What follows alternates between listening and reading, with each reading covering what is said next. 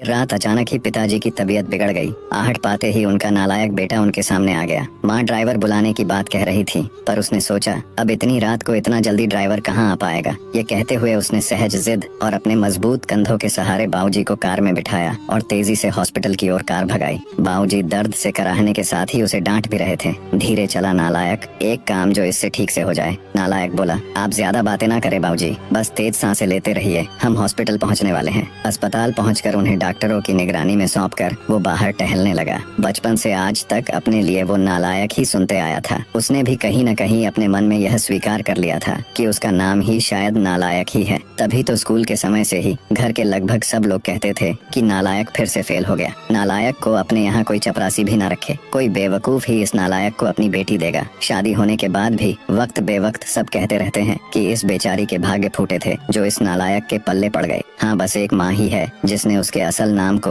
अब तक जीवित रखा है। पर आज अगर उसके बाबूजी को कुछ हो गया तो शायद वे भी। इस ख्याल के आते ही उसकी आंखें छलक गईं और वो उनके लिए हॉस्पिटल में बने एक मंदिर में प्रार्थना में डूब गया। प्रार्थना में शक्ति थी या समस्या मामूली, डॉक्टरों ने सुबह सुबह ही बाबूजी को घर जाने की अनुमति दे दी।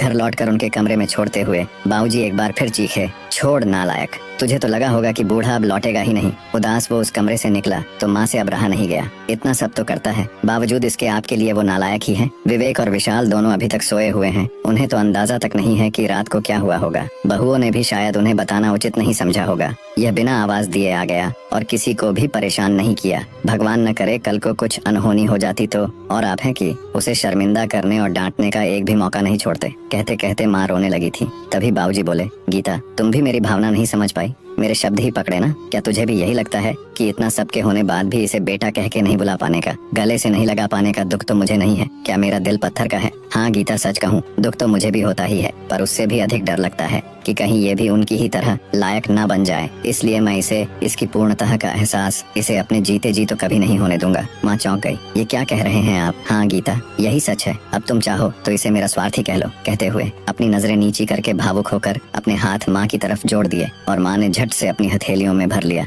अरे अरे, ये आप क्या कर रहे हैं? मुझे क्यों पाप का भागी बना रहे हैं? मेरी ही गलती है, मैं आपको इतने वर्षों में भी पूरी तरह नहीं समझ पाई। और दूसरी ओर दरवाजे पर वह नालायक खड़ा खड़ा यह सारी बातचीत सुन रहा था। वो भी आंसुओं में तरबतर हो गया था। उसके मन में आया कि दौड़कर अपने बाबूजी के गले से लग जाए, पर ऐसा करते ही उसके बाबूजी झेप जाएंगे। ये सोचकर वो अपने कमरे की ओर दौड़ गया। कमरे तक पहुंचा भी नहीं था कि बाबूजी की आवाज कानों में पड़ी। अरे नालायक, वो दवाइयाँ कहाँ रख दी? गाड़ी में ही छोड़ दी क्या? कितना भी समझा दो, इससे एक काम भी ठीक से नहीं होता। नालायक झटपट आंसू पहुँचते हुए गाड़ी से दवाइयाँ निकालकर बाबूजी के कमरे की तरफ दौड़ गया। वीडियो आपको पसंद आया हो तो प्लीज वीडियो को एक लाइक करके चैनल को सब्सक्राइब करना ना भूले। धन्यवाद।